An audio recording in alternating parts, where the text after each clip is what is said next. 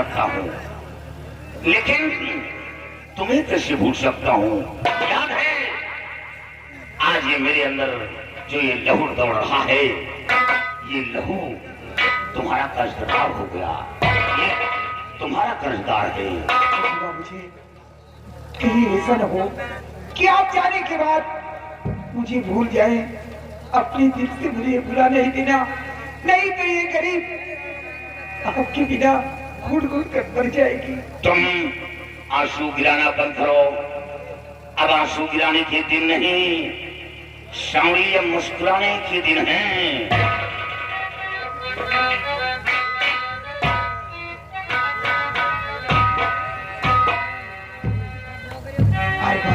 मिलल बासी पहिया,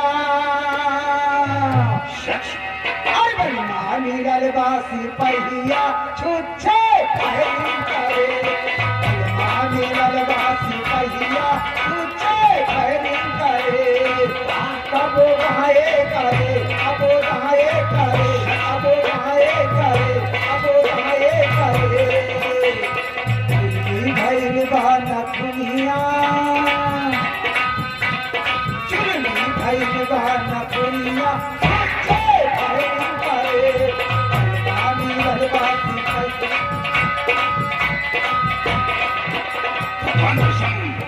तुम्हारी मुस्कुराहट तो जिगर में छिड़काव कर रहा है।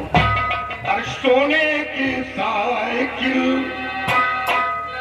सोने की साइकिल चांदी की थी। आओ चले डाली, चलेगी मशीन। आओ चले डाली, चलेगी मशीन। सोने की साइकिल, सोने की साइकिल चांदी की सी। आओ चले डाली, चलेगी मशीन।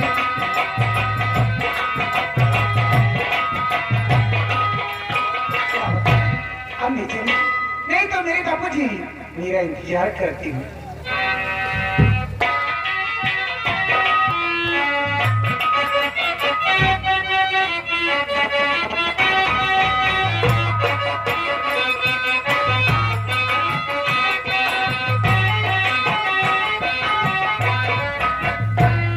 सिपाही राम सिंह, कहिए सर। आज बड़े अफसोस की बात है कि बड़े साहब का कोई पता नहीं चला और हमको लगता है शेर सिंह डाकू के हाथों कहीं मारे तो नहीं गई। ऐसा भी होता है सर। लेकिन रात दरबार में महाराज से क्या जवाब देंगे हम लोग? चलकर महाराज से बताया जाए। चलो ठीक है, चलते हैं।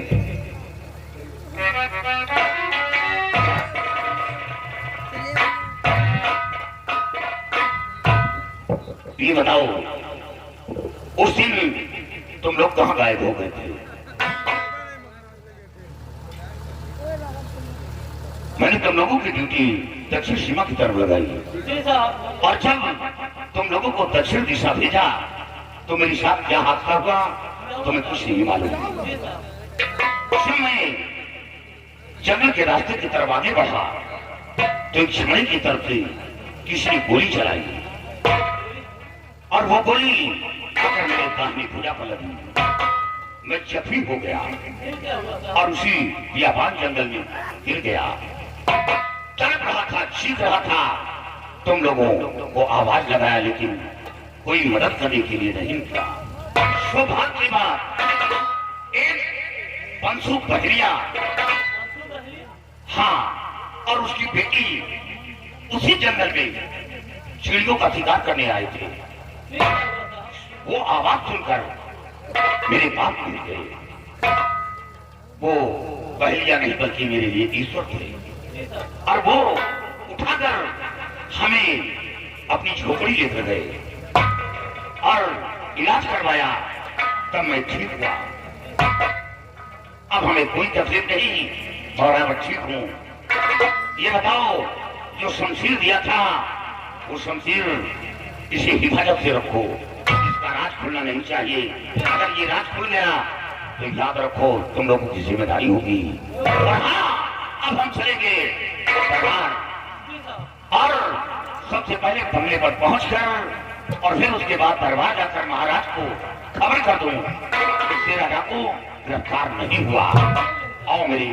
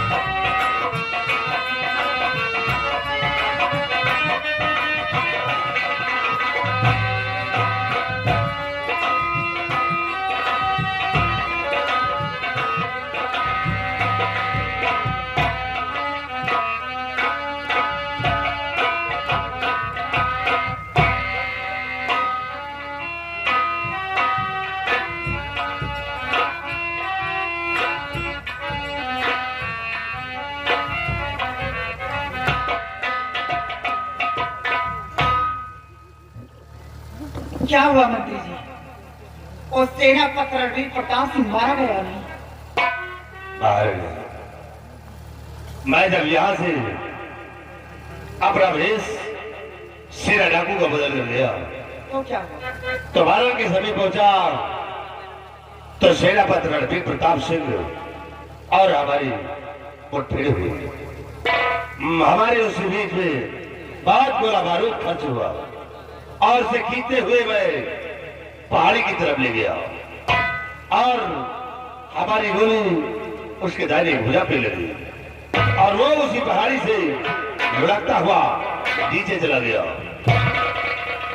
मैंने सोचा कि वो मर गया, लेकिन महाराज जी मैं जब रियासत की तरफ गया था और वहां से वापस आ रहा था तो क्या देख रहा हूं, सेनापति रणवीर प्रताप सिंह अपने बंगले पर बैठकर चाय पी रहा था। ये मैं क्या आपको कहूं मंत्री जी कि वो कमीना उसके भुजा पे गोलियां भी लगी और पहाड़ी से लुढ़कता हुआ नीचे चला गया, फिर भी वो बच गया।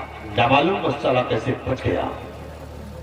और देखिए महाराज, सुनिए मेरी बात मंत्री जी, वो आपकी गोलियों से बच गया कमीना। आप जाइए, अब ये चमेली का देखिए चमत्कार। चमेली की चाल में सेनापति रणवीर सिंह को फंसाती है, चमेली के जाल से नहीं फंसे। देखिए महाराज, रणवीर प्रताप सिंह अगर जिंदा रहा तो उसको सारा राज्य मालूम हो गया है, और वो जिंदा रह गया तो हमारा खेल बिगड़ जाएगा। आप जाइए मंत्री जी, किसी जब बचेगा तभी तो। और की सजा दिला दो। जाइए, सेना पर रणवीर प्रताप सिंह, तूने मंत्री की गोलियों तो बच गया, लेकिन ये चमेली की क्रिया जाल से तू नहीं बचेगा। ऐसे जाल में फंसाऊंगी कि कमीना तू तड़प तड़प के मरेगा।